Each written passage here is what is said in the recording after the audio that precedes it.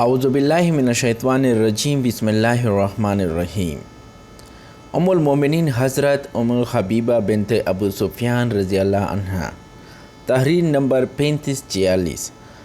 آپ کا نکاح رسول پاک صلی اللہ علیہ وآلہ وسلم کے ساتھ ہو گیا اور آپ رضی اللہ عنہ المومنین بن گئے۔ آپ رضی اللہ عنہ کا حقیقی نام رملہ تھا۔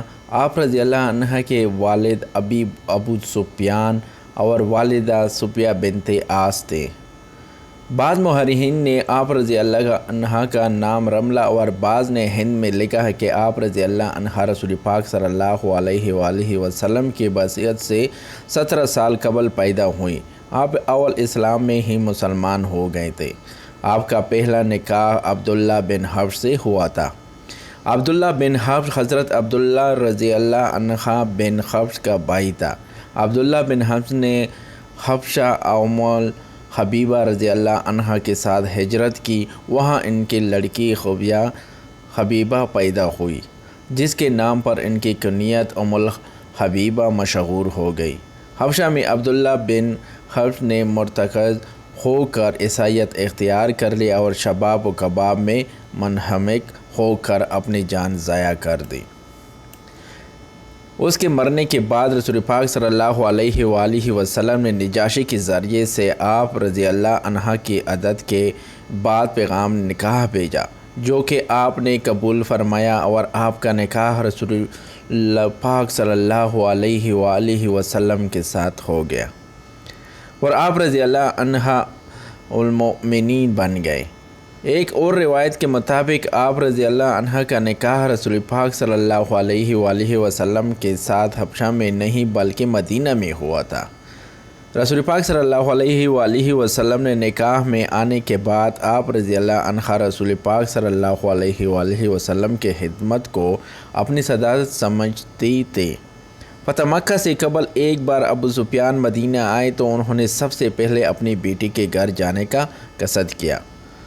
حضرت حبیبہ رضی اللہ عنہ نے اپنے والد کو وہاں پہنچ کر رسول پاک صلی اللہ علیہ وآلہ وسلم کے بستر پر نہ بیٹھنے دیا کہ وہ کافر ہے اور ایک کافر ایک نبی کے بستر پر نہیں بیٹھ سکتا۔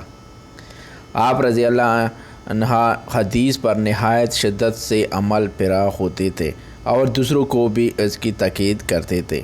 وفات کے وقت آپ رضی اللہ عنہ نے حضرت عائشہ رضی اللہ عنہ کو بلا کر ان سے عمدہ کلام کیا۔ آپ رضی اللہ عنہ کثرت نیک سیرت تھے۔ آپ رضی اللہ عنہ سے کئی احادیث منقول ہے۔ آپ رضی اللہ عنہ نے 44 ہجری میں انتقال فرمایا۔ ان کے بھائی معاویہ رضی اللہ عنہ بن ابو سفیان اس وقت حکمران تھے۔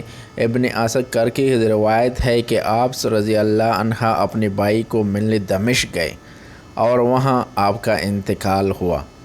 آپ کی قبر دمشق میں ہے، لیکن دیگر مؤرخین کے مطابق آپ رضی اللہ عنہ کا انتقال مدینہ میں ہوا۔ آپ کی قبر بھی وہاں پر ہے۔ وفات کے وقت آپ رضی اللہ عنہ کی عمر 73 برس تھی۔ حضرت زین العابدین رضی اللہ عنہ سے منقول ہے کہ میں نے ایک بار اپنے مکان کا گوشہ کھدوایا تو وہاں سے ایک کتبہ ملا جس پر لکھا تھا یہ رملہ بن صغر کی قبر ہے، چنانچہ میں نے اس کو وہیں رکھ دیا۔ عبداللہ بن حفص نے آپ کی دو اولاد ہوئے، ایک عبداللہ اور ایک حبیبہ۔